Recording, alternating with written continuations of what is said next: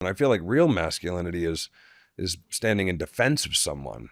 Real masculinity is going, you know what's brave? Cry in front of another fucking man. You know, what's brave is like admitting that you made a mistake. What's brave is saying, I don't know the answer. These are all things that are brave because it's risk of what will someone think of me? Welcome to I Love You So Much. My name is Reed Fish. I'm here with my good friend Tyler Labine. Hi, everybody. Oh, yeah. And Eric Lange is here with us today as well. All right. Thank you. Thank you. Eric, I don't know if you've watched the show, but and it's okay if you haven't, but we start every episode with confessions. Yes. So we do a confession. Tyler and I will go first, so we'll give you a moment to kind of ease into this. Yeah. Well, I'm ready. Oh, good. Oh, Yeah. You can kick it off. We have had that once before. Did we? Oh, All I'll right. kick it off. Okay, All right, kick it nice. off. I'll be a fucking game changer. I have like 5 confessions. Give them. Okay. We'll take them all, man. Yeah, and they're kind of the quintuple. topple on top of each other. But one is I was like nervous to come today. You know, one because the business has been kind of slowish. Yeah. You know, when you're doing these on the regular, it's a little easier, and you're ready to do the chit chat. But also because it's mostly like, so what was it like to work with Al Pacino? And you tell the stories that you've told before. It's not so personal. And your thing, which I love, is more vulnerability and what's going on inside and what's the underbelly of people. And that's like, woo, little scary. So because of that, my second confession is that I have control issues, right? I like to know, I like to have things planned out. And when I can't, it's a little stressful for me. So my third confession is that I watched many episodes of the show. And my fourth, we like that. which is fan-fucking-tastic and easy to do. Oh, good. So my fourth confession is I know there's a confessional. Yes. And my fifth confession is I planned one because I wanted to do my homework. Yeah. And it happened a while ago, but it's a good story and it'll tell you a little bit about me. But I killed something with my car not too long ago. I hit a squirrel. Okay, squirrel. Okay. I was coming around my house and I saw it running out on the street and I swerved to miss it and it literally ran with my car. And boom, boom. And I had never hit anything in my life. Oh. And I looked in the rearview mirror and I could sort of see very small amounts of flailing. And I was like, oh, fuck, I didn't even do the job, you know. But I was going somewhere and I'm like, I can't like perform CPR or anything. So I went to my thing and I came back and I'm driving down the street and I'm just dreading turning the corner. Is it gone? Right. Did it somehow regenerate and move on or is it dead? And sure enough, there it was. And I pulled over and I looked at it and I was like, God damn it, And I went home and I got in the house and got in bed with my wife and I was just sitting there and I was like, I killed this squirrel, and I was a new parent, at the time. This was a while ago, and I was like, well, you think it was the mom or the dad? Like, is there a park of squirrels going like, where is, He's usually home by now. Yeah. And so I started to feel all this guilt. And so I drove back out with a plastic bag and I retrieved it. And I put it in our bin, or yard bin or whatever. Okay, And I was like, I didn't just leave it out there, It didn't bury it. No, I didn't bury it. No. You composted it. Yeah, I composted it. But then I went inside and I was like still not at peace with what I had done. So I went back out a second time and cut flowers from the front of our house and laid them on the squirrel in the trash can. And I said, I'm not like a religious person, but I said this little prayer, like I'm so sorry and whatever. And only then was I able to rest. But I just thought, that's a weird collection of fucking karma paranoia, really, right? I get that though, man. Like we live up in Ojai and there are kamikaze squirrels and birds of all kinds. I've never, there's a few on Creek Road that'll just like dart into the road. But they all seem to have a death wish, man. Especially, what are the dumb little birds? The quail? Quail. They just run under the wheels of your car like it's a game. And they follow the light or something. Yeah, and they say don't swerve to avoid hitting a critter. Yeah. But it's really hard not to, man. You see a living creature that's about to go under your wheel. Yeah. Oh, yeah. Well, it reminds me of a similar story when I was a kid, actually. So I grew up in a small town in, Central Valley of Northern California. I was driving with my dad. I don't know, maybe I was 8. So it was late 70s, early 80s. And he had a dog. And just kind of out on this country road, and I was horrified. And, my dad was not happy about that. And it was kind of the same thing. It was like not dead. And so we left it there, went home, and my dad got a gun and then went and just finished it off. Not finish it off, put it out of its misery. Yeah, would be the better way to put it. No, I like finish it off. Yeah. Yeah. And I just like shot it right out there on the side of the road. And I just like, that is like seared in my mind. Yeah. I literally thought, should I back up again? Yeah. Right. That like, seems yeah. worse, and I hope that doesn't make my dad sound bad, but it was a different time. It makes him sound like a compassionate guy, but took an extreme measure maybe, Yeah. And I was like, well, it could have been somebody's dog. I mean, but it was probably just not going to make it. So, man. Yeah. I had this weird, my wife's always like, you have weird things with animals. So many weird stories with animals. I was driving, it was Christmas Eve, and I'm from Ohio, and I was driving down this little 2-lane road coming back from my buddy's house. And just in my headlights, this thing flashed in the road, this lump in the road. And I was like, whoa, what the fuck? And it looked like it was moving, but slow. And so I pulled over, and it's like frigid. There's no lights on this street. It's just completely dark. I walk over there, and I can hear, and it's dark, and I'm like, what the fuck? And I get up on it, and it's a raccoon. Oh man. And its back legs have been run over, but it was still like scraping across the freeway, and there's these trucks coming by. They're scrappy. And I'm like, this thing, it just has a number of minutes here. Yeah. So I ran back to the car, and I got my big gloves, and I came up to it, and I slid a hand underneath it, and it's like panicking, and I'm like, it's okay, buddy, it's okay. And another hand over the top, and then I ran to the side of the road and just ended up sitting like this because I didn't know what to do with it now that I had it. And it was like, and then it literally just goes. It died in your hands. And it died in my hands. Wow. And I was like, holy shit, something just, went through me. And I ran across this Native American years later, and I was like, I held this animal while it died. What does that mean? And he's like, it means you're in their brotherhood. You know? So now whenever we see raccoons in the backyard, I'm like, oh, hey, dude. Brothers. What's up, guys? Yeah. What's up? Yeah. It's your crew. Yeah, it's just weird stories like that. We had a squirrel just walk up and die in the backyard. Oh, yeah. Well, I have many. I've had a bunch of birds that fly into my windows and die on my back porch. I've had a couple of them die in my hands. I found my ex's dog got into a nest of like baby rats, I think, or maybe they were little squirrels. I'm not sure. There were these tiny little, almost translucent, squeaky little, and she had kind of mangled them all, but they were still alive. There was like 6 of them. And so I was like holding these little tiny babies, and they're going, oh my I like videoed it, and like, I was like, what are these? I was like, what is this? I sent it to friends, like, what are these? We'll like, link to that in the show notes. Anyway, okay. And I also almost hit a moose in Canada, and then just sat there and looked at this moose. You got to be careful with That'll that. take you out. Yeah, exactly. I was in a Dodge Colt, and it was the middle of the night. We were in Banff. Holy and shit, I came that's up what I across had when I was a kid. Our parents Did had a you? Dodge Colt. It was not a great car. Wow, no. Wouldn't stand a chance against a moose, like a great Canadian moose. Anyway, in the middle of the road, it's like they're big as a fucking elephant, man. Yeah, like, and they say don't drive around them, don't beep at them. So I just sat there, middle of the night on a cross country road trip, waiting for this moose to move on. Yeah, it'll come through the windshield and take your head off. I went to a moose park in Sweden where the mooses, meese, yeah. no, moose is plural, I believe. Yeah, okay, yeah, but they're in kind of these big pens, and you go with the kids and you feed the thing, and then they have the snack bar where of course they sell moose burgers. Oh, but it's like the alligator Gatorland Zoo at the end of it. They're like, here, eat some fried gator. You're like. Yeah, one of the old ones didn't make it. Did the burgers have names? It's like, oh my God. This is what's left of Ted. Yeah. R.I.P. Ted. What? Yeah. R.I.P. Ted, the moose. Yeah, absolutely. Yeah.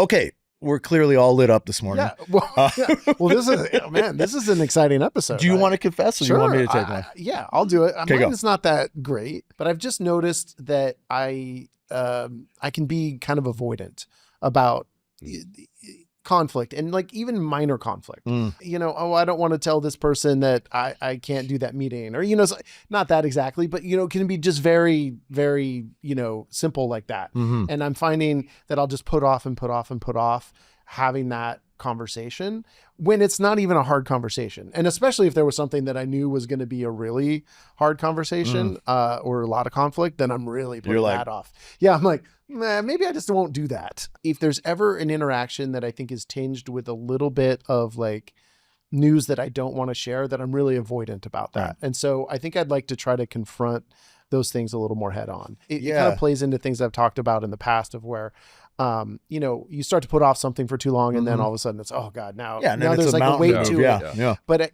I think it's in that same vein of where if you actually just do it, it's not as bad as you think it's going to be, and then it's done, and you don't have to like dread it anymore. So it's the procrastination coupled with like fear of conflict. But I think it's kind of almost further thinking about the procrastination and why are you procrastinating on these certain things. But what's behind the fear of the conflict, do you think? Like or maybe in the more micro, is it like, is that tied up in people pleasing, or you want people to like you? I think I just want to be liked or not disappoint people. And, right. Because everyone shoots the messenger, man.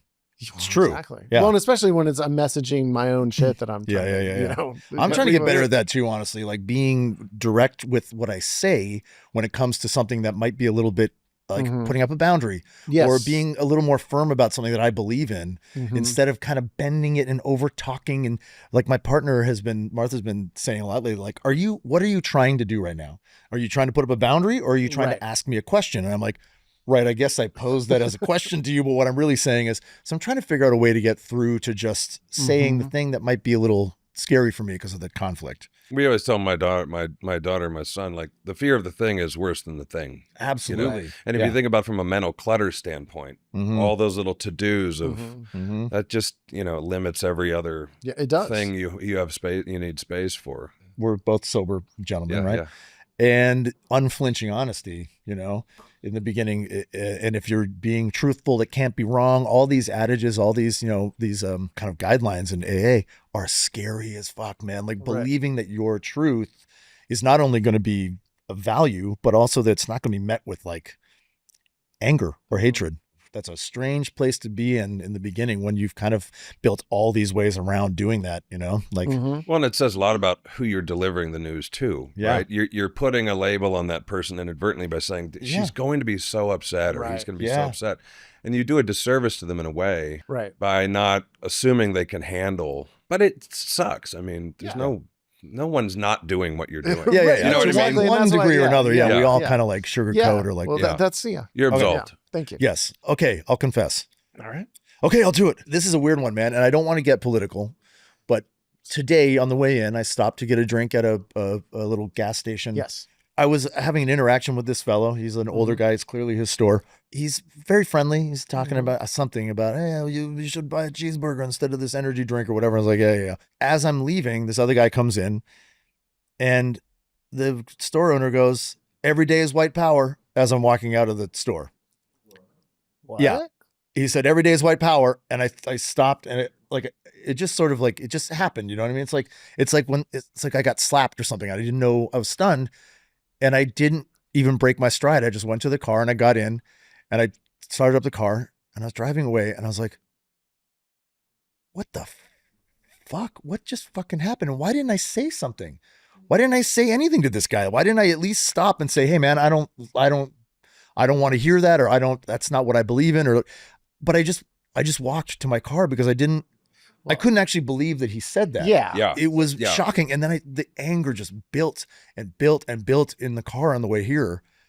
You know, we're all saying like, what the fuck, or what times are we living in? What country is this? Like, where are we? But that was like that's the closest to my face that I've had that kind of interaction since the. But was he saying it to you, or he was saying to me? Guy no, he said it to me as I was walking out. The other guy was coming in. As I was leaving, he was like saying goodbye to me, and then tagged on every day is white power.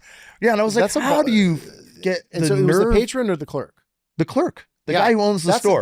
Shit. Clearly felt like he was like, that's a ballsy business. He's like, I'm in my store. Take it or leave it, you know. But wow. I was like, I wish I had known that before I came in here and patronized your store. Of course, yeah. I would not have bought anything from you. Yeah. But anyway, I wanted to confess. I felt totally impotent in that moment. For a lot of the drive here, I was seething with anger at myself, like that I didn't say something. But then there's all the facts of like, look, man, I didn't know what had just happened until, you know, it didn't land on me fully until I walked away. To process it. I need to process it. But what I want to confess is that in the future, I am the type of person that so wholeheartedly believes in the opposite of that that I am going to say something, no matter what. And we live in times right now where like you have to say some shit. Yeah. If somebody confronts you with that kind of attitude in this country, in this day and age, I have to say something. Absolutely. Well, and even if it's just like, I don't need to incite violence or anything, but I need to at least say, nuh-uh, that's not what I believe in, man. Yeah, and I feel like though, had it been maybe a little bit different, like say that person was harassing a person of color in there or something, I feel like you definitely would have stepped in. My whiteness was like, really bumping for me too on the way here. I was like, oh God, don't. But you know, I guess I'm saying just don't beat yourself up too much about it. I totally understand that inclination, but I think I've had those moments of people just like, you're in a space where like in the men's room, you hear someone talk about, say something really misogynist. Yeah. I've always made note of that, and I've wanted to aspire to like being like, hey man, don't be a dick like that. But I also don't want to get in a fight, or I know the conflict. So I guess I like what you're saying, and like I think it's an inspiration to be like, no, you know, even in those really seemingly casual moments, it's an opportunity for us to say the opposite. At the very least, I can feel like I am being true to myself, you know what I mean? Like, and not just swallowing something that felt like a huge pill after I left there. And then you can flash forward to the end of the conflict game. Like, I don't want to get into it with this guy, but it would depend on how I position myself. And then also, like, it is important to say something. Like, it doesn't matter if it bothers that guy or if we get into an argument or whatever. I think it's time. I think about the phrase, like, all it takes is for good people to say nothing. Or whatever, you know, and it's like reflective of the time. That's what I mean. Like, there's a lot of complicit sort of behavior these days. We can go back and beat them up after this if you want for the Patreon. Yeah. I go back and forth with it because, like, you know, on Twitter or I write and delete texts every day because there's that old phrase, when you argue with a fool, you become the fool, you know? And I think, who is this for? Right. This thing I'm saying, or to you, like, who is that for? Because that guy's mind is not going to be changed. This guy's mind, because you said that. And if it helps you to say, I said something to the universe, then fine. But there is this other side of it. Now I'm engaging with what could possibly be a mentally unstable or a bot, for fuck's sake, online. Well, and he's it's like, to what end? Like, I just get so riled up, and I'm like, I have kids, you know, you got to protect your space for them, but if it protects your space by saying something back, then that's a good point, man. But he had made up his mind to be an agitator. Yeah, he probably wouldn't have said that to a person of color, but he said it to me, gauging my stance, whatever. It's a very provocative thing to say. I don't think anyone can escape the truth of that. Like, he knows. So you're right. Like, he wouldn't have getting into it with him be satisfying for him? Would it be? So there's that. But it's the psyche of the. Well, I don't know. He probably wasn't trolling you. He probably thought there was some kinship there. I get that a lot. People are like, oh, look at this white MAGA supporter, man. Or like, I'm a frat boy. I get a lot of dudes who are like, what frat did you belong to? I you know, which I guess is a little different than the trolling, because, you know, we get that even for this show. You know, we get trolls on there on Instagram. Hard to not engage sometimes. I know, and Tyler gets. Like, I get riled up, but I don't engage. I don't anymore. You get snippy pretty quick. I get a little reactive. I get a little like, I'm reactive. Yeah. Well, I'm always in awe of these people that write something and just a litany of shit is thrown at them and there's not a single response. Yeah. I'm so easily baitable. Yeah, me too, man. And I've done that. And, you know, my wife's like, dude, you got to cool it down, because I walk around the day like that. And then you're carrying how many shit fights that wasn't. Can you have? Yeah. You know, right? That you're not going to change anyone's mind, right? And they just keep doubling down, and they get worse. And there's silence is complicity. And there's no way. Fuck? But your original thing, exactly. I guess. But your original statement was not being silent. Change the things that will change things. Yeah. Well, ooh, that's a good one. Okay. Yeah. And now mine feels like shit. Yours were both so good. No. I'm going to go again. No, please do. Reed's was okay. Yeah, it's all right. No, exactly. No, it gets hard. You have to do these like every week. It's so great. Like, man, you gotta like, exercise, you really have to like look at yourself and be like, well, how did I mess up this week? Sometimes it's surprising. Some like weeks you plan a thing and then something pretty comes good out. This week, you know. And, you know, I gotta go back like 5 years, like you did, or 10 years. Well, Eric, I want to say, and this is in like a pretty dorky way, but like I think you are one of the finest actors that I have seen. Oh my God. Yeah. Wow. Your performance in Escape at Dannemora for me was astonishing. Oh, like wow. I watched that show. You. I watched the whole series twice, mostly because of you. Oh my God. And then discovering who you are, you know, since then, and seeing other work of yours and seeing you on Instagram, I'm like, wow, this dude is like fascinating. Yeah, I haven't seen that show, by the way, but Tyler tells me it's amazing. And it just is one of those performances where, I mean, you're unrecognizable in it basically, but like, I think it was one of the finest I've seen on any televised program. So thank you for that performance. That means the world. Thank you so much. It was great. I mean, I know you got a lot of adulation and admiration for that role, but maybe not enough. I want to give you a little more. Oh God, thank you. Yeah, it's so funny because that came through that audition, and they sent the interview of the guy, and I suddenly remembered watching it because I followed that whole thing. Yeah, the 2 inmates had an affair with this woman who works in the prison, and everyone was talking about her husband. What must her husband think? What must her husband think? And then they showed this video of him with Matt Lauer, and I went, oh my gosh, like. I feel really bad now because this guy his IQ is not very simple, at the highest level. And then I immediately thought, why are they sending this to me? This is insane. Not because my IQ is high, but the guy looks nuts. He has this face full of very awkward teeth and everything, and this speech impediment. And I was like, this is miles away, you know. But we went home to Ohio to see my parents, my wife and I, and my daughter at the time, and I was just kept playing the interview from my parents. I'm like, what do you hear? What do you hear? At least I'll have the impediment down, you know, the speech impediment. I just didn't want to blow it. It was Ben Stiller. It was all these people involved. And as we were driving to the airport in Ohio, my wife gets a call from her mom, and she's like, the police just called and said not to leave where I am, and they're coming to me, and they can't tell me why. And I'm listening to my wife, who's holding the seat from the back seat, my seat. Our daughter's in the middle, my mom's there, my dad's there, and then I suddenly hear her yell, oh my God, my dad died. Your wife? Yes. So the police knew this happened and was coming to my wife's mom to tell her, but they wouldn't tell her over the phone. Right. So we're listening to her wait at a Target until the police come to tell her. So we pull over, then I have to listen to my wife call her 2 brothers and tell them that their mom is, her father's gone, 65 years old, in great health. It was a huge shock. Yeah. So I got to the airport and I called my manager and I'm like, I'm not doing this at all. Right. This is a long shot anyway. I'm done, you know. Right. And then we dealt with the death of my wife's dad. And then it was like a month later or something, and Rachel Tenner called and she was like, I know you guys are dealing with stuff, but if you have the energy to put anything on tape, I can still get it to Ben. My wife had already had rumblings about not wanting to keep doing the job she was doing. She was overwhelmed and stressed. Her dad had a heart attack because of stress, we think.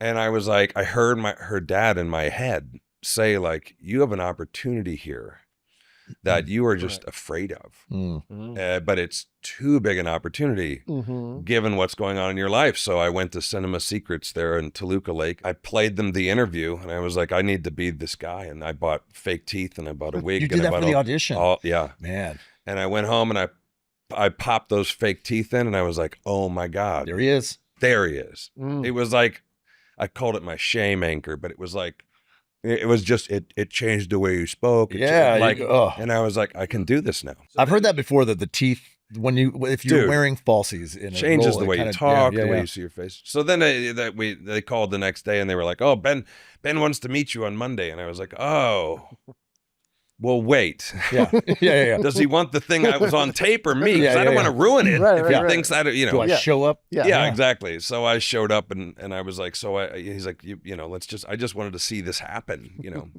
And I was like, well, can I have some teeth in my bag, you know? And he was so great about it. He just loved the, you know, it was trying really hard, but I just don't know any other way to do this stuff. Yeah. You know? Well, and so, clearly something had gotten you there in that room that you were like, I need to bring that look, again. A crutch is a crutch, but it but it helps you get where you need to go. It didn't seem like a crutch at all. You know, like it was such a magical unicorn of an experience. The only problem with a job like that is you spend the next 10 years going like, when's that going to happen again? Right. It's up there for sure. I haven't had one of those jobs yet where I'm like, God, that was like the really. I mean, I've had jobs that I've loved, you know, but like, I mean, I don't want to get into it too much. We don't want to talk too much about acting on the show, but I just thought it was, you're right. It's one of those roles that like, I was like, this guy's got to be in everything from now on. It just opened up a whole new thing for me because, you know, I gained like 45 pounds. Jesus Christ. Yeah. Wow. So, and is that how you look now?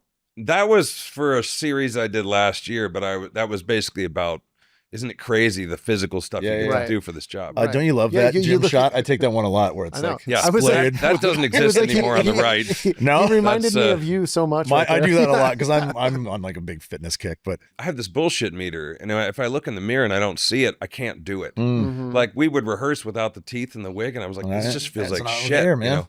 Going forward, other roles, I would say, you know, what'd be great here is a wig, right? You know, and they go, which one do you want? You know, it like opened up the door for permission for people to go, this is worth it with this guy because this is a thing he does. I like, you know, in high school, you're like, you're an 80-year-old person in Fiddler on the Roof. Yeah, you're drawing black lines on your forehead, you know, like wrinkles. And you get here, and it's like, no, this is just fine. And I'm like, but this is boring. Yeah, I don't want to be mean. I like shaking it up. But like in real life though, like if you're putting on 40 pounds and then you're dropping the 40 pounds and I don't know if you're someone who's had body image stuff or struggled with weight in your life, and mentally, like though, what is that? Yeah, I'm curious too, man. Then to have to live the rest of your life, you know, kind of with that stuff. I don't know. It was like a month out or something, and Ben called and he was like, we're up here, and we shot it in Dannemora and where everything happened. And he's like, and you're a little light for the populace up here. Could you gain like 10 or 15 pounds? And so I did that, but it just didn't show. Like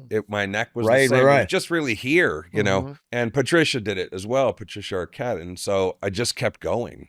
And so the beginning of the show, I'm probably a little lighter, but I ended up somewhere around 212. And we had fast food all around us at the hotel in this small town. So I'd eat like pizza, ice cream. There was like a Taco Bell, Kentucky Fried Chicken combo restaurant. Oh yeah, of course. But you know, I developed acid reflux. I would like choke eating meat because my esophagus was swollen because at night, you know. But then he had this idea. He was like, so this flashback episode, you're going to look exactly the same, you know.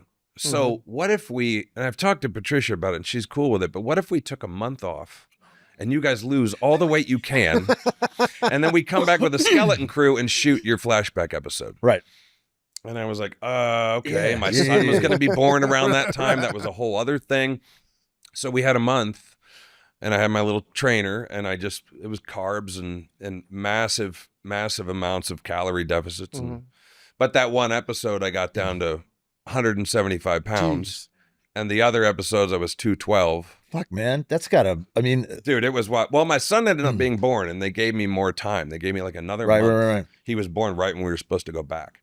So I had two months, but Patricia lost a ton too. It's nice having a deadline. Yeah, I mean, if there's someone there, like we've always fantasized about that. Like the dream is for someone to say, hey, man, we're going to pay for you to get totally jacked. Oh, yeah. You're like, great. Yeah. But the opposite is a nightmare. Like, hey, gain all this weight. It would probably feel like delicious for a minute, and then it's like, oh my god, I don't feel great, reflux, choking on meat, and then have them go the other way and say, hey, you got to lose this weight. Do you think you would have if they hadn't? Like, how hard would losing that weight have been for you naturally? It would have been off because it was like I don't know how many months, 6 months, something like that. It was a long time to have that. Yeah. I have like body dysmorphia weirdly that I've always been kind of thin, but I weigh myself all the time. If weight comes even slightly, I'm like, God damn it, I look like you know, I weigh myself very every day. hyper aware of that. And partly it was because losing it felt a little slower. Yeah. Of course. You know, no kidding. It was like shit. It's your metabolism, everything. You get older. Yeah. So I don't think I would do it again. But it was absolutely right. It gets more dangerous as we get older, right? But like it's like, can you? I mean, you can do prosthetics and all that stuff, but it changes the way you walk. Yeah, man. It changes the way you hold your head. Yeah, you know? I know. But like, I'm still curious. Not to pick too much of this, but like the mental aspect of it. Like, were there any elements of like depression as you got bigger? Were you just kind of reveling in it? Was it like the prize was so tasty? The end product and what was going on camera was so. I just loved how gone I was. So you were like, yes. Yeah, it was a gross time. I remember going to my doctor and I was like, here's what I got to do. And he's like, there's no way to gain weight healthily. Right. Yeah, exactly. He's like, I guess I could say avocado, you know, eat a lot of avocado. Yeah, it was pretty gross. But that job was just a defining moment for sure. You know. Now, have you found going forward, like you mentioned Rachel Tenner, shouts to Rachel. Love her. Yeah, man. Love her. After that role, do you think that there was a much more sort of, was the net cast a lot wider for you? Were people like, oh, he can do this, that, and the other thing? Yeah, for sure. You know, and that's the thing about being a character actor, right? Is we do naturally already get to do, you know, so many different things. But but yeah, you'd get a job and they kind of go, what are you thinking? You know? Yeah. Nobody wants to pay for a wig or you know, whatever. And so I think it gave me a lot of credibility that if I had an idea, that it would be seen through in a way that would elevate the part. Yeah. You know? Yeah. But lots of it was the external. I just never realized how much the external would bring to life the internal. And I have no shame in working that way. Okay, you know? but then does that bleed through to like your real life? Does your external body and like not having as much hair or whatever, does it like change how you feel about yourself? Meaning how I look at myself? Yeah, I mean, I guess if like, because you're saying, if this character is different in this physical way, I can really feel that. But then have you noticed as your body changes and as you age, that you're feeling that kind of comes through in your own life too? Or are you aware of it, right? Because I do think we all are affected by it, but are you thinking about it in a different way than maybe someone who's not, you know, an actor? Yeah, like how shallow am I? Yeah. You know, yeah, absolutely. You know, you always think, you know, you're aging and then you look back at pictures 10 years earlier and you're like, why was I bitching about that? Yeah. No, I'm always like, what do we got here? What, you know, the hair I let go. I was balding in college and I want to talk to you about that. Yeah. I'm in a critical juncture. All right. And I've been very vocal about this. I've done everything for my hair. I had a transplant. I had like a really big one. And then I got sick. I had a near fatal blood clot in my intestines, in my superior mesenteric vein. It was a big thing. I almost died. Came out of it, went to a naturopathic doctor, went to a hematologist, went to a functional medicine doctor, all this stuff. And they put me on testosterone replacement, TRT. Testosterone makes you go bald. And so this is after I had my transplant, and I had this lovely, you know, everyone was like, oh my God, check out your hair. Because I started balding when I was like 17. Yeah. And just did everything to fight it. And then the hair is all falling out in the last year. It's been just sort of falling out. It's getting to the point where I'm like, holy shit, I should just shave my head. I can still make it look, you know, good enough, but it's a struggle. I'm considering all these other options. Like I'm getting PRP injections and I'm like maybe going to go to Turkey and get another transplant done. I went like talked about stem cell injections, all this shit. And I'm just like, at a certain point, when did you just say, fuck it? You know what I mean? Like, and I guess I'm asking you this to a degree. I may be putting off where I actually could go in my career by trying to cling on to a thing that maybe isn't that authentic to me anymore. Do you know what I mean? Ego, right? Yeah.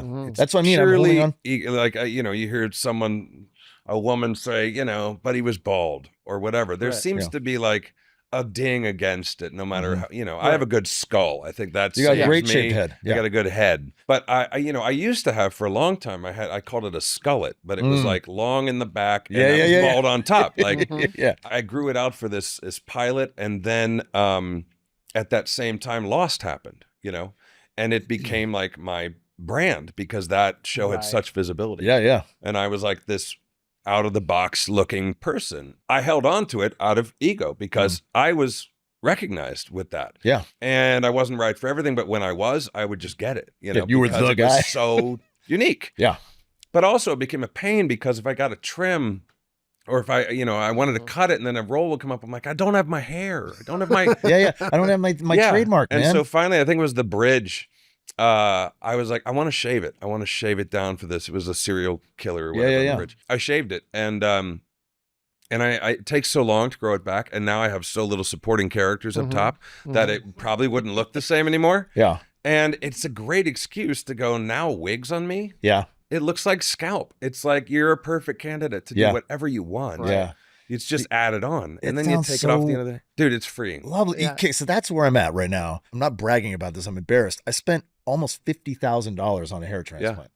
And now you can get them for $5,000 and go to Turkey and do it. Right. But like, that's insane. And that's it's maintenance too. You're not done. No. You know, I had a friend do it and he lost the stuff around it. Yeah. And you got to go. I didn't do here on my crown, and that's where it's all going now. And I'm like, okay, I could go get another one. I probably will. You know, honestly. you guys talk about, you know, masculinity a lot. It's one of the things I love most about this show is like men talking about their feelings, you know, which is not fucking common.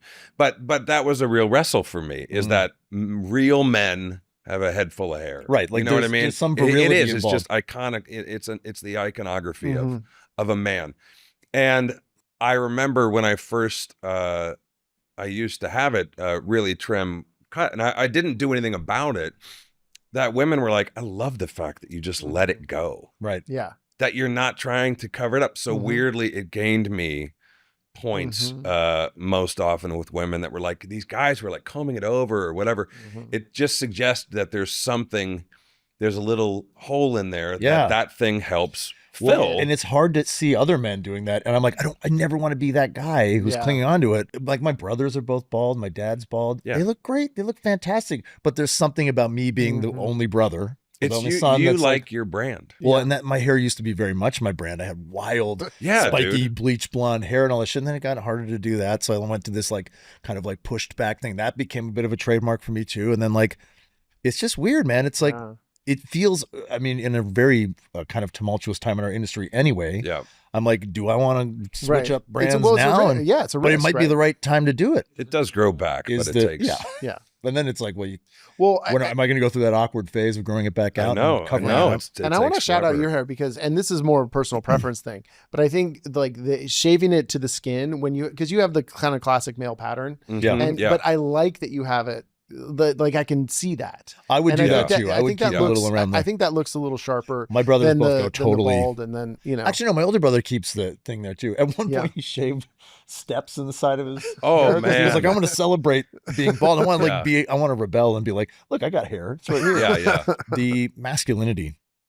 What we presented, John Wayne and like, the Tom Cruise and these men with these like swaths of hair and they're just like action heroes. And like, it's a small percentage of people, I think. Yeah. And in our business, most of the people you love with great hair, if you work with them, they're like, oh no, this is like a wig. Or it's all this is like $100,000. Yeah. Or they fill it all in. I do this every year. I add more hair. It's not natural to them either. It's just this Instagram thing we see and we're like, oh, that's this person's reality. It's not. Why is hair associated with? I wish we were all Jeff Bridges, for fuck's sake. I mean, does Jeff get like? Right. Look at that man's hair. Yeah, he's so fucking handsome. I got a thick too. head of it still, and I'm in my 50s, and it's not going anywhere. So I don't think. Yeah, well, like I said, they say if you keep what you have after you're 40. To me, in some way, it comes close to the drinking thing. Yeah, which was like when I was drinking, it was part of being like a dude. Yeah, man. I'm a theater actor. I'm an actor. We go out after the show and we have drinks and we, and James Dean and all these dudes. And I used to Google actors who were sober. Oh yeah. Because I was always like, what if I lose my fucking edge? Yeah.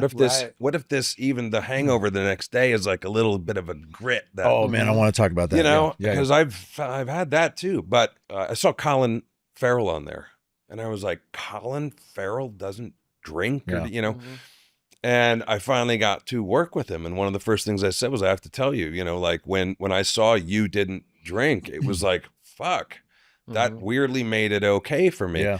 But at this point, the effort and the bravery it takes to have done what we have done, with quit drinking, is like a badge of honor. It's like a chip on my shoulder now. I'm like, no, I don't drink. What do you do at parties? I just whatever, Right. I'm stronger than you is weird. I'm saying I'm more masculine than you that needs to hide behind this thing. And the hair is sort of a similar like defiance of it's not I think if you own it, it's fucking masculine. I'm gonna fucking shave my head today, man. Do it. I'm in the middle of shooting a thing right now, so I can't. But my girlfriend Martha, she's gonna shave it because she's like, the thing she's too. It's never free shaved her head. Yeah, man. Clippers and that's they have ones you can use in the shower. You just like it's like but that's to the skin, which I don't think I want to do. My skin's too delicate. Well, and it also is like it's kind of it's not the cultivated look I think you want these days. It's like maybe not. You're really gonna get a lot of people talking white power and the bomber jacket and boots. You're already that guy was only giving me half. He would go full in. But yeah, the sobriety, man. I just celebrated my 8th birthday. Our fellow here, Guy, is also sober. You got some time under your belt now, right? You've been 4.5 years. Yeah. That's awesome. Thank you. Thank you. It was definitely a process. I probably quit 3 times before But to me, it was like a scientific graph, and I was like, look at it. It's down here. It's up here and then it drops again. And and the graph was never like straight, especially on location. that was the worst. I'm like, I especially before I was married, but it's so normalized for actors, man. Yeah, when you're married and when you don't know, when you have kids, when you're on location, it's like, well, I don't have any of those responsibilities right now. And this job is really frightening, and I'm exploring my whatever, all the excuses you make, But then you wake up one day and you're like, did I pay the bill last night? Right. And it's like, fuck, I'm at the top of the graph again, Yeah. So the final step was I was doing a movie in Atlanta, and it was during COVID. And I kind of told my wife, like, I'll just have like beer and wine and stuff. I'm not going to like. I know the negotiations. The negotiations we all do. For sure. And so I was there, and then we got shut down for like 3 weeks for COVID. And I was like, what am I going to, we're at the Four Seasons of all places in Atlanta. So I had a rental car, and I'm like, I'm going to drive home and see my parents. I hadn't seen my parents in a year and a half because they're older. We want to be careful. So I drive home and surprise them. We're all crying. I'm a little heavy because my mom had been having some health issues. I don't know how many more visits we're going to get. My dad's like, what do you want? We got beer, we got wine, we got vodka. My parents don't drink, but they had it from our visits. And I'm like, vodka soda would be great. It's like, what's the strongest kick, Yeah. And so I had drinks every night that week when I was with them.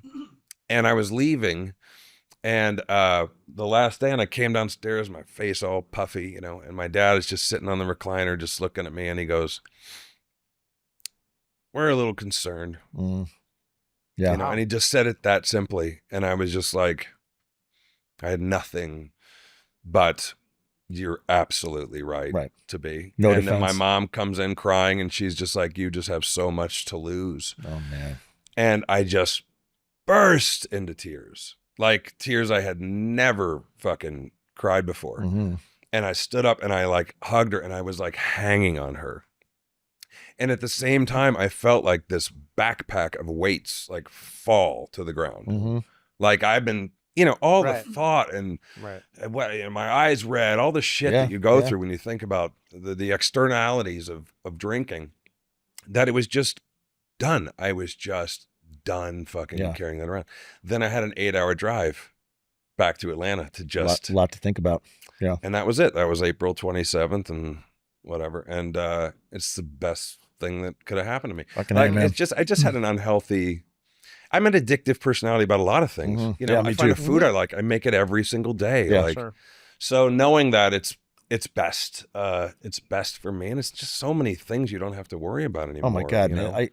Early on in my sobriety, I don't know if you found this, but these like little impromptu meetings would have. I don't know if you went through the program or not, but I did. I didn't. No, and that's great. Yeah. But for me, it was like I did 2.5 years without it, and then I found it, and it just changed everything for me. But I would just find myself like on like a play date or like a day camp with my 5-year-old, and some other dude would just we'd gravitate to each other and just be like, "You sober? You friends with Bill?" Like, yeah. And I ended up in these little like 2-person AA meetings. It was very, cosmic. And the one guy, this is early on, he said, if you take 5% of the energy it takes to be an alcoholic and put that into being sober, piece of cake. Yeah. I was like, right, because it's fucking hard to be an alcoholic, man. You work your ass off to lie to everybody. It's all a pursuit of how do I set myself up so I can drink more in this case? How do I still go to work? How do I do this? How do I lie to my parents? How do I lie to my partner? Yeah. How do I keep it from my kids, them seeing it? It's fucking exhausting. Yeah. So I know what you're talking about. And I was reading something you posted when your first public post about being sober. And you said, I finally felt like I was walking without that rock in my shoe. Yeah. I have a book called Drop the Rock. And really? Yeah, the analogy is like you're trying to swim with a rock in your hand, man. Yeah. Or a rock in both hands. Like, drop the rock, man, and just swim. So I love that the rock in the shoe. Yeah, it was a point of pride. It was like, how far do you think I can walk with this rock? Yeah, sure. Yeah. It's that kind of. It's so backwards, well, you made right? it pretty far. Yeah. Nice it work. was the idea that, I was getting, I had kids and a career and a house and all that stuff. And you're like, well, you did that I didn't start drinking until I was in college. I didn't have anything to do with any of it. And then I made up for it for a while. But it's like, you lived that way for 25 years. What else is there? Yeah. You've gone down that road, man. That's what it came to for me. It was like, I know what that feels like. Yeah. I know what that tastes like. I don't know what this feels like. Yeah. Yeah. It's funny when you tell people there's 2 responses. One is like, good for you, man. Good for you. And the other is, how'd you how'd you start that? And, I'm like, Dude, I know you're on the path. Yeah. You're just not, Sure. You're not there yet. But with regards to work, like, again, it's that bravado of like, I did something really fucking hard. That's confidence inducing. Yeah. And I'm clean and I'm clear, it's weirdly easier to perform. It's easier to remember lines. It's like, there's a clarity in your head when that fog goes away. Yeah. It just makes you better at everything. It's not for everybody, but it took me, I fought my way. I fought my way to it, but I'm really glad. I'm really proud. Yeah, man. I had that same belief system though, where you're like, somehow this is tied to my success. Yeah. Like being a drunk is like part of my persona. It's part of my brand. But then also acting, I convinced myself that hangovers were like essential because I could like pop out of myself. Yeah. I was more numb in my body. I did an entire 3 seasons of my own show on Hulu with fucking the worst hangovers and diarrhea I've ever had in my life. Just every day, constantly, like 16 times a day, going to the bathroom, sweating, holding in shit, and like trying to be funny. And I performed well on the show, but like, man, the toll that took on me. Yeah. And I was in New York. My family was in LA. Yeah. It's like New York is the greatest party in the country anyway. It's amazing how you can tell yourself that like, that somehow is tantamount to your success. Yeah. Oh, I did a play on Broadway for 4 months, and being right before my daughter was born, like weeks it ended before, and talk about like, when am I ever going to be on Broadway again? I'm in New York City. I'm alone. Like, so I'm doing it up, Yeah. But my therapist has he's also a sober person, and he's like, but look at the billboards. Look at the most beautiful part of any hotel. Yeah. It's the bar. Yeah. It's like it is constantly romanticized in your face, and to an extent, it's like it's just easier to go with it. Yeah. Our culture is very, as a non-sober person, even I notice, I'm like, shit, man, does everywhere have to be alcohol focused? Yeah. It's like, it's pretty pervasive. And when I look at sober people, I realize just how much you just have to not turn the switch off. I don't think it works like that, I guess. But, where it's like, you really have to like, just kind of narrow your focus. Yeah. Because you can just get distracted by it like everywhere. Yeah. And all the drinks look so good. And they do. I know at a certain moment you're not tempted by it anymore. No, but it definitely, I just know we are so oriented that way. Yeah. My wife would leave like a half a glass of wine on the table, and I was like, why?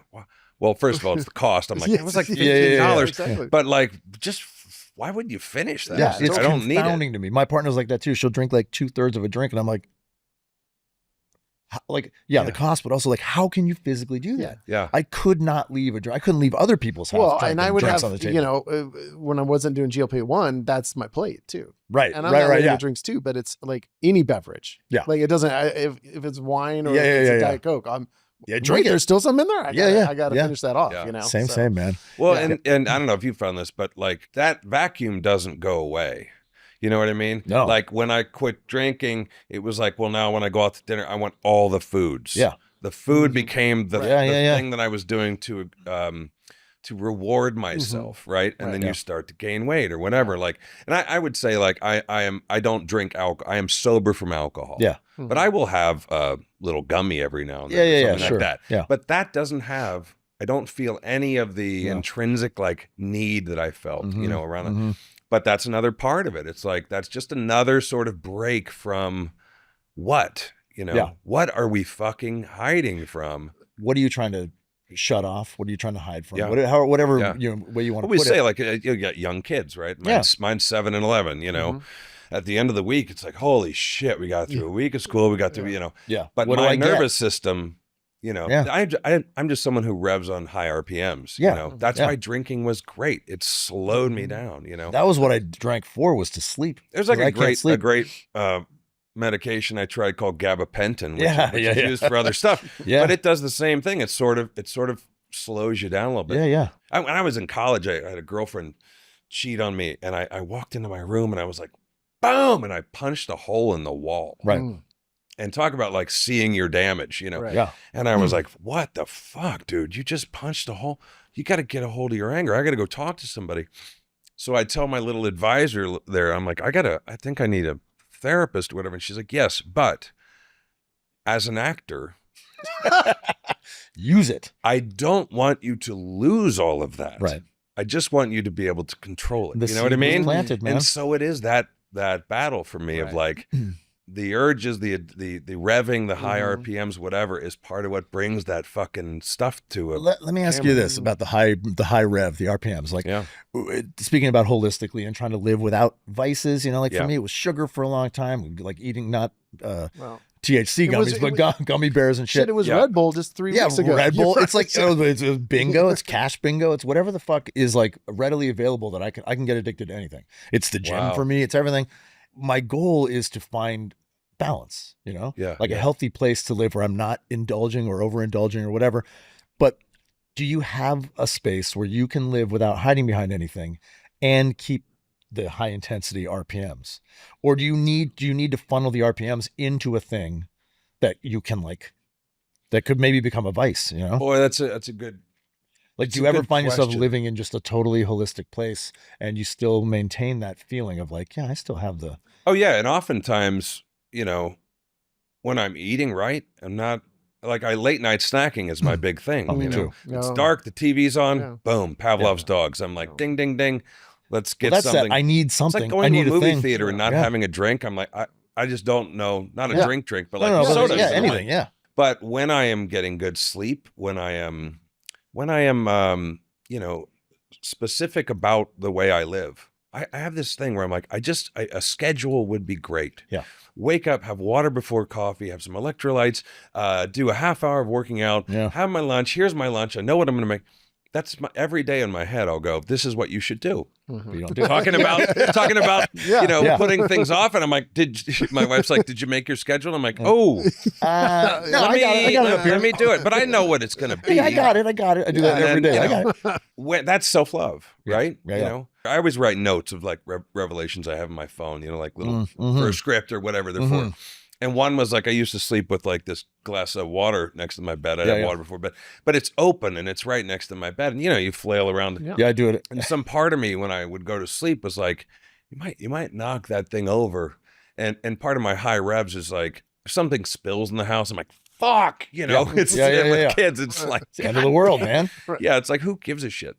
But I remember one night I just rolled over and I took the glass and I walked it across the room and I put it on a counter and I laid down in bed and I was like, that's self-love, you know? Right. And it's so fucking simple. Yeah. But it's the propulsion. The inertia is what it is. And to change the inertia takes thought and practice and man, I think the result has to be powerful enough that it's your why is clear, why you're doing it. For me, it's like, most days are good enough, you know? Yeah, for sure, man. It's like Band-Aids all over the place. Yeah. I call it the I'll feel better tomorrow complex. Yeah. It's like, what about today, man? Why don't I want to feel better right now? But yeah, man, the putting the water across the room is so like I sleep with an open water glass. Well, no, but every night. My stress melted away a little bit because I also have the glass of water and I do stress about it a little sometimes. But then I'm like, well, but if it's 3 a.m. and I need a sip of water, I don't want to get up. You know, so it's the whole thing. But yeah, I could just have a bottle with a cap. Or, or part of it, you'd say, what's the attachment to the expectation of problems if water spilled on your floor? Yeah. You know, this is how fucking uptight it's the nightstand. It's annoying in the middle of the night, man. And then you're toweling up all the dust bunnies and shit under your bed. You know, I said Summerellen, this thing I just started, is you can't eat anything for 2 hours before bed. Which sounds like a piece of cake, right? It's like, whatever. Every day. Don't even say cake. Every day, yeah. Okay. So and you inject it every day, or I just started last night, but it is. It's a daily injection of like 8 units. It's like that much. Okay. Which is amazing. What is this again? What's it called? Sermorelin. It's a peptide. But I can't eat anything before bed. And sugar, like I said, has been this huge thing. And like often me and my partner will be playing video games or watching a movie. And I'm just like, from like 9 to 11, I'm just a hoover. I'm a vacuum in the kitchen, just like eating all the sweets. Anything I can find, even like old Halloween candy in the back of the phone. I'm just like, there's a Snickers up there. I know there is. Yeah. And I'm just sucking it down. And I know this. I've often woken up with a sugar hangover and I feel miserable and I feel exhausted and my eyes kind of sting. I feel unmotivated. I'm like, wake up in a melee of anxiety, which is like, I have that anyway, but it's, it's raging. Yeah. Talk about high RPMs, man. My anxiety is just like, let's go. Oh yeah. Just one night, last night with this peptide and 2 hours before bed. And I was literally counting. I was like, I set a timer. I was like, I cannot at least 2 hours before bed. So I stopped ingesting anything at like 8:30. Yeah. I woke up today in a totally different place. Like totally. It was like one of those things where I took a mental note. I woke up and I was looking at my ceiling fan and I was like, I feel like peaceful. And it wasn't, I slept a little better, but I had this like inner peace of like, yeah, shit's okay, man. And I never wake up like that. You have a little bit of a different bounce to you today. Oh, thanks, man. Yeah. Yeah. No, I'm serious. It's because I'm going to shave my head later. But it's that noticeable that quickly. Yeah. And now, yet, is it strong enough a feeling? Because I have this too, and I'm like, look how you feel today. Yeah, exactly. Right? Well, especially your gut. You're not as inflamed or whatever. Yeah. Time will tell. But what happens at 9:30 tonight? But I'll say to myself, if you want to feel like this tomorrow, remember this tonight. But so and that's then tonight comes and I'm like, yeah.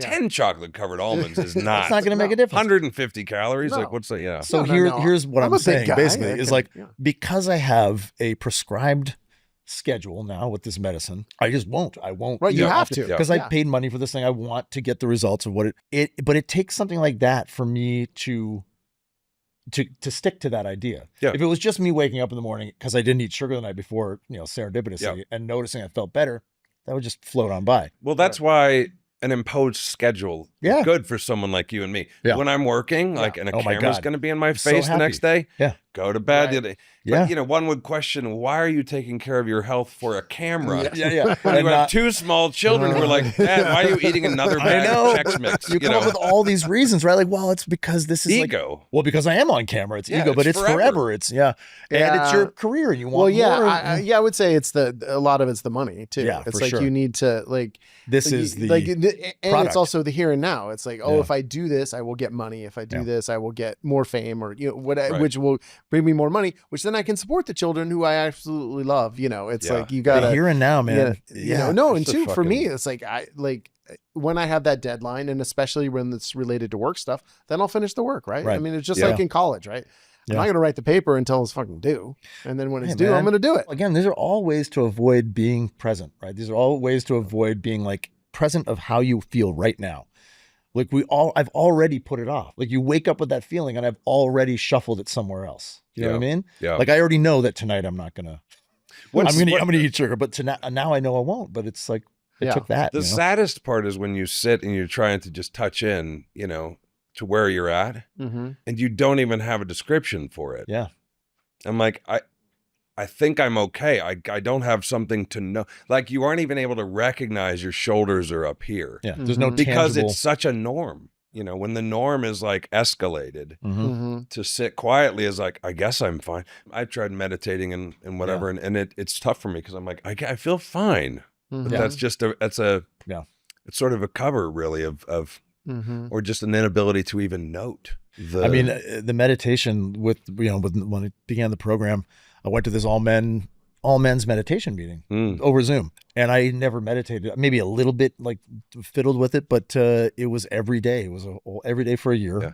For a year. Yeah, I did 5 minutes at least in this meeting. Some meetings on different days were 20 minutes. And I'm in this quiet room with 30 other men on a Zoom screen, and we're all meditating. And man, it was one of the most powerful shared experiences I think I've ever had. And then you do it in a room with actual people, and it's crazy because I felt that way too. I'm like, I can't quiet. Yeah. I can't still myself. I can't. The stillness doesn't exist. But you're not meditating still. So here's the rub. It's like, I felt fucking awesome. Yeah. Have I kept it up? No. Yeah. I'm like, I don't meditate, but I know that it makes me feel better, but it's a practice. It's not, I can't just start it today and pick up exactly where I left off. I'm going to have to like relearn how to still myself. We should do a meditation together sometime. Well, that could be interesting. On the Haname episode, we put on these binaural beats, this frequency, and we sat here maybe a minute and a half? And it was fucking impossible for me. Although, mind you, we've got cameras on us. I'm hosting a podcast. We were like, we literally shut our eyes, all of us. We were in a room, and something did happen, right? Like I felt there was something about a shared, quiet reverence. Yeah, I mean, I know I never do that. By it. Yeah, transcendental. Yeah, TM for sure, man. I want to ask like a fame question to you. I don't know if we've had like a straight up, like you described yourself as a character actor. Yeah. And you've been extraordinarily successful at that, but are you famous? It's such a weird thing. Like I was at the DMV yesterday and this woman walked up to me and she was like, were you on whatever? And I said, yeah. And she's like, oh, cool. And And they don't know your name, right? Yeah. Yeah, they don't really know my name most of the time. But like people will walk up, but then there's other groups you meet and no one knows you're even an actor. Right. You know, it's weird. I think it's that thing of like success is great. Keeping success is a fucking chore. You know, I mean, Dannemora, Ben's joke was like, the bitch of this is no one's gonna ever know you did this. Right, you know? right. But that was a lot of the reason I kept my look after Lost. It's like it's nice, you know. It's like I was at the stage where I'm still like, if people come up, I think it's the greatest thing in the world. Yeah. You know, I'm not Lady Gaga, or anything, but no, I don't consider myself famous. I consider myself someone that people recognize maybe, and You consider yourself successul?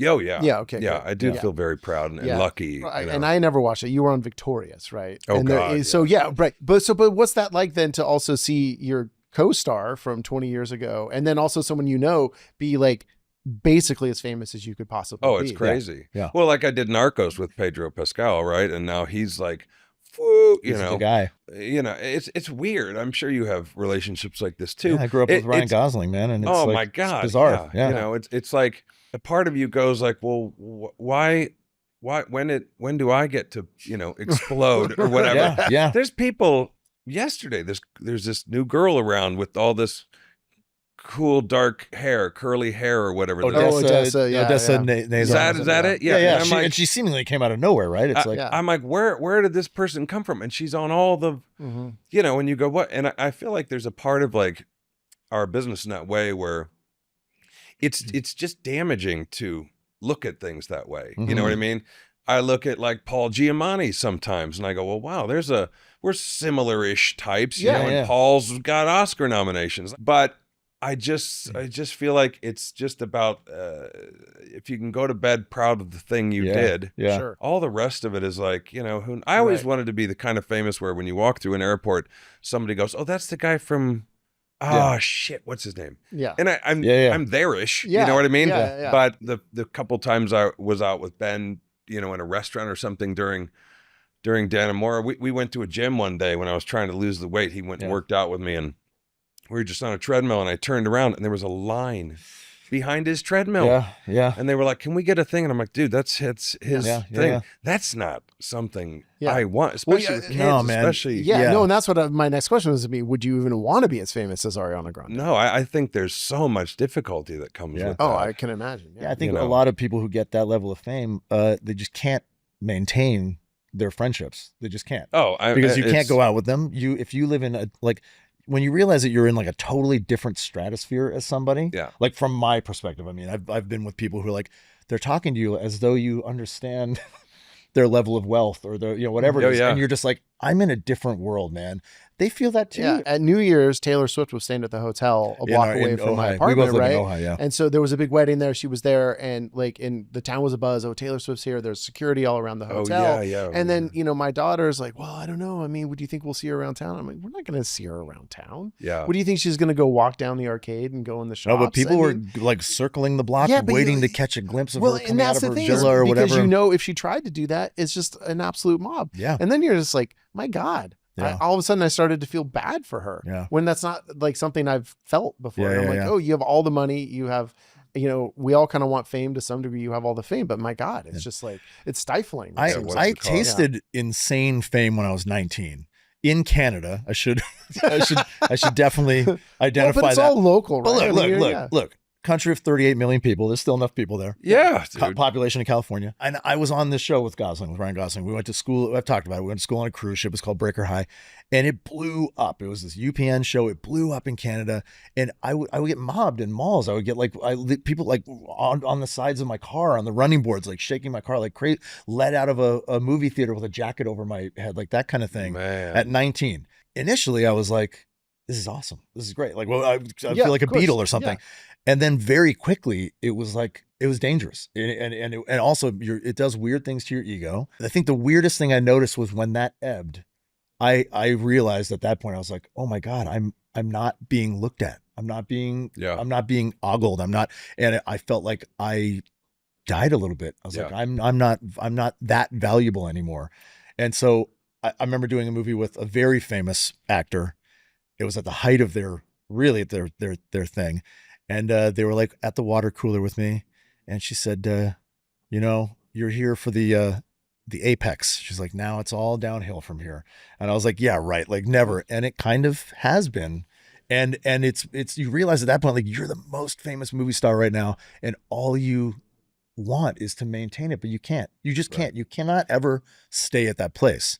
American, culture, pop cultural society loves to build people up to an impossible stratospheric level and then tear them down. Well, it's that scene in Soap, right, where she remember that movie? I never saw it. Yeah. Oh my God, she's this famous soap opera actress, and Sally Field. Mm-hmm. And one day she's down in the dumps, and the assistant's like, "Do you want to?" And she's like, "Yeah." Yes, they go to the mall. Yes. Oh, right. And all these people just start coming up, and she's like, "Well, hey, things aren't so bad." It's a drug.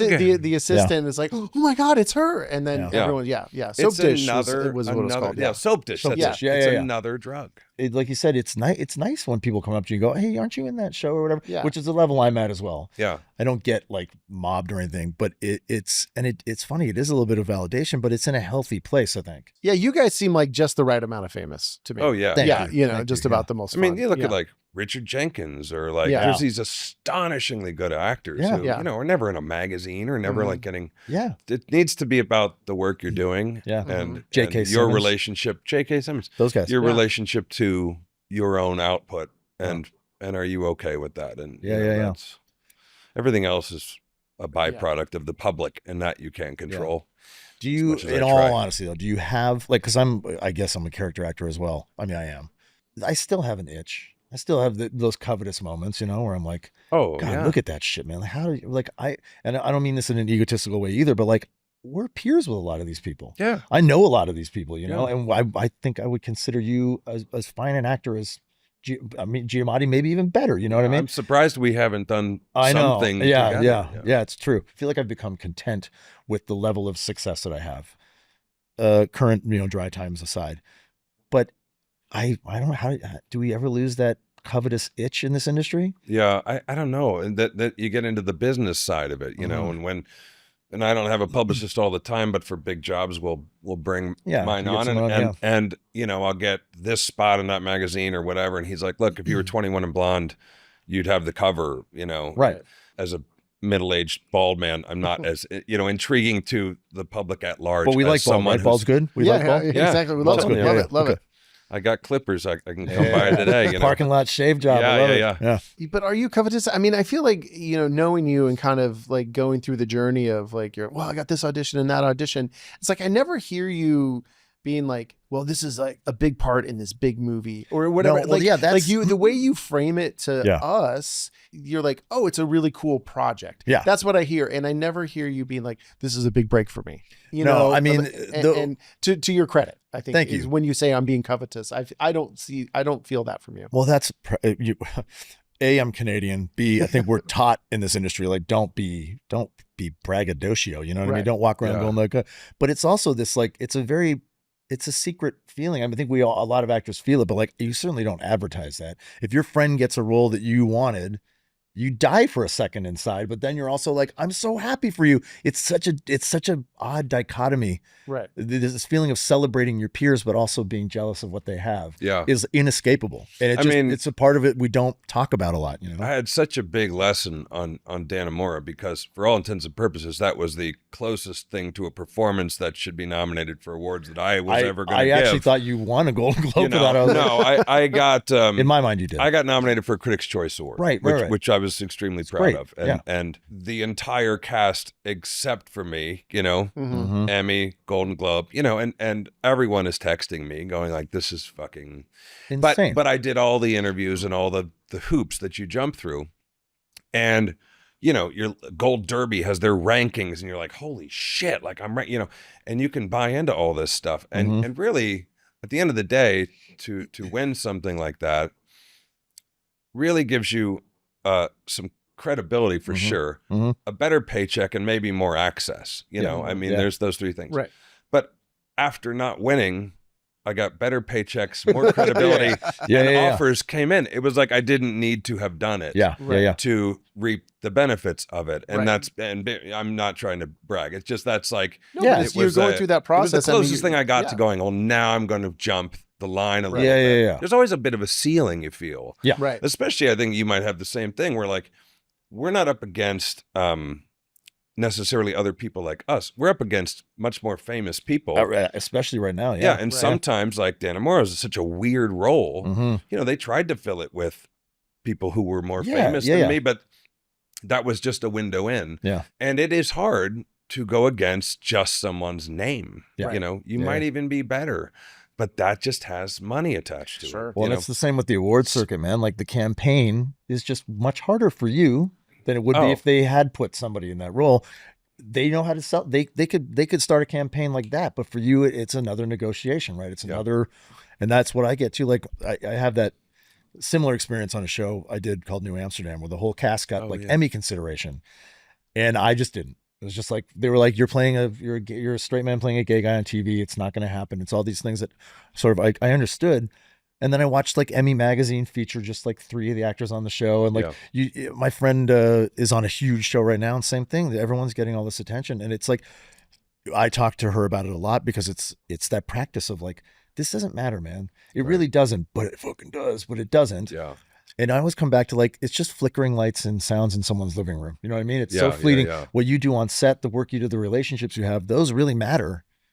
But like the product and the rewards and the awards and all that shit, it really doesn't amount to anything. Well, it's the difference between the public perception of you and your peer perception. Yeah. Right. And if the goal is to work more, I don't really care if I'm famous, if I'm respected by my people who can actually give me money. Exactly. Jobs, the peer appreciation is huge. But it is nice to know that you're popular. It's like, it's a popularity contest, man. Literally at the end of the day, at the end of your work day, you want to feel like you did good work. Yeah. And if you can feel that way, then everything else is just kind of gravy. I mean, weirdly, Lost, Dannemora, like I have a Narcos. I have a series of things that most people will bring up, Yeah. The most brought up thing is Victorious. Right. Which I did on a whim, and it ended up being just so much fun. I was doing Victorious at the same time I was doing Lost. Right. So I'd be in the jungle in Hawaii on the biggest show on television, then come play with a bunch of 16-year-olds and do the weirdest shit. But I was like, that's my gym where I get to do stuff I can't do anywhere else. Yeah. And weirdly, that translated to such a humongous. And then they, that came out like 14 years ago, and then Netflix bought it. And Paramount having another moment. So my kids got in the car one day and they were like, "Were you on some show called Victorious?" Because everyone is talking about it, and they want to know if you'll come. Yeah. So you just can't control what's going to take and what's what you're going to be known for. No, you never fucking know, man. Ever. The thing that you think is going to be the now my peers are going to, or they're going to come out of the woodwork, and it's just like nothing. Well, hopefully now you're known as a guest on ILYSM. Yeah. One of the most gratifying things we have with this show, Tyler, is our community on Patreon. These are the people that are supporting us. These are the people that are really, truly making this show possible. And so we appreciate them. And I think, we want to add to our love bugs. Our love bugs are what drive this show. So check out our Patreon. It's patreon.com, ILYSM pod. We got Tyler's Tuesday Tales. I think, Tyler, I'm still astounded after now doing the show for a while and just knowing you, how many stories you have. And there's more coming. I know. And then it's just like, and you just keep coming up with new ones, because often you're telling me a story about something that happened last week. And I'm like, okay. I don't have those kind of stories. So stories are everywhere. Really. Yeah, you just got to know where to look. But we got playlists. We got ad-free versions of the show, so you don't have to hear these ads if you're in Patreon. Yeah. No. And of course, you can chat with us directly in the comments, and we're answering stuff and looking at it. No, Tyler's real active in there. I am active. I like the really comments. I like the one-on-one communication. You can even join for free. Of course, there's paid tiers, and the paid tiers are what keeps us going. So it's patreon.com/ILYSMpod. Like you had said, the concept of the show that you appreciated is like this vulnerable conversation about masculinity. Yeah. One of the questions that we do like to add or tag on in the show here is like, what's your definition of masculinity? And what have you learned in this world trying to be or trying to avoid certain parts of what you consider to be masculine? I mean, my dad was in the seminary for 8 years. He was then left the seminary, met my mom. He was a philosophy major. He played sports in college, but my dad wasn't like any typical you know, tough guy. He was talked to me about my feelings when I broke up with the girl, got broken up with or whatever. That being able to talk openly when I was a kid to my parents about feelings was shaped what I understood man to be. Right. When I was growing up, I had more friends who were girls than guys because me too. That's how I dished. And a lot of guys were like, what? Right. You know? Yeah. But now, you know, when you look around and I look around, I see like what's masculine, which is like people putting power over other people, bullying other people. You're stronger than other people, exerting power over someone. I feel like real masculinity is standing in defense of someone. You know, real masculinity is going, you know what's brave? Cry in front of another fucking man. You know, what's brave is like admitting that you made a mistake. What's brave is saying, I don't know the answer. You know, like these are all things that are brave because it's risk of what will someone think of me as a man in front of someone else. Yeah, that's sort of where I cry pretty regularly, you know, and not just during the day, but you know, when I moved, I will cry.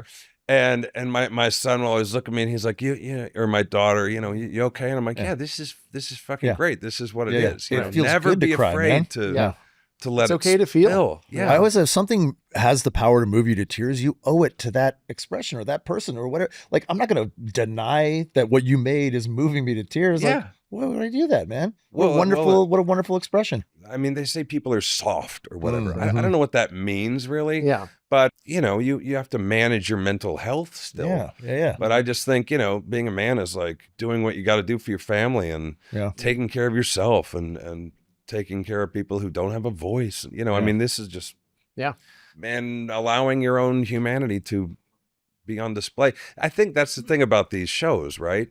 You have, you know, Jack Nicholson, who never did a fucking interview for anybody because he said, if the more they know about me, the less I can convince them I'm someone else. Yeah. And then you have the other side of it, which is like that thing I posted when I first stopped drinking. It was like the things people wrote me. Yeah. That to admit these fears, vulnerabilities, whatever, in public allows other people to feel less alien, less alone. And so it's really like, I think you got to give a little bit of both. And that's what I love about what you guys are doing, you know, especially for men, you know. Yeah. And I know you have female guests and everything, but I just think it's really important for guys to see another side of man. Yeah. I agree with you, man. I think what I was saying a little bit earlier about the men's meditation meetings and like going to a men's only stag meeting, they call it. In the beginning, I was like, oh, there's no girls here. And like, you know, whatever, the feeling of like, you know, because we'll all show off. You start showing off a little bit and it's like, you want your share to be a little bit more like sexy or engaging. Yeah. But then it was just me in like a room full of men and meditating with men. And then like having relationships that formed with these men, I realized like I had never placed any real import on this kind of relationship content with men. Yeah. It's like we go do a thing. We stand side by side and we golf together or we do a thing. And I always felt like something was missing from my male friendships. A lot of them were built around alcohol. And then you get to this like real sharing. And I think it starts here. Like, I know we're just meeting each other, but like, I feel like I know more about you right now than I do about some of my best friends growing up, you know, because we didn't share anything. So I think that you're right, man. I think being masculine these days to me is like, I think men have to start being vulnerable with each other more than anything. I think that was a really good sum up. And I think that really is the thesis for the show. Yeah. For sure. And that's where that alcohol did help. Like my friends would open up when they'd had a lot, you know. When I quit drinking, one thing I said was I loved that part of alcohol. Yeah. That I would feel emotionally connected to people and I would tell them things I would never have told them otherwise. Vino Veritas. And I said, when I quit, I'm going to say the things sober. Yeah. You know? Yeah. And I've started to do that. And it weirds people out sometimes. It can be something simple like, those fucking shoes are great. You know, or whatever. Right. Like, and they're like, oh, yeah, thanks. I don't, you know, it's like, it's okay. Or like hugging or saying I love you. I say I love you almost all my guy friends now. And some of them are a little like, Well, yeah, I love you too, man. And it's like, well, I do. I love you. Why can't I just tell you that I love you, man? Yeah, we don't need that. Yeah. We don't need the vino. Well, thank you guys so much for having me. Thanks for being here, man. Thank you so much for being here. Little free therapy session. Shout out to all our patrons at our Patreon. We could not do the show without you, especially you, Jonathan. Jonathan, thank you very much. Appreciate you. Yes, appreciate everyone here at Studio 1042, and then we also just thank everyone who's watching, everyone who's listening. Yeah, we couldn't do it without you, Tyler. Thanks, buddy. Love you so much. We love you so much.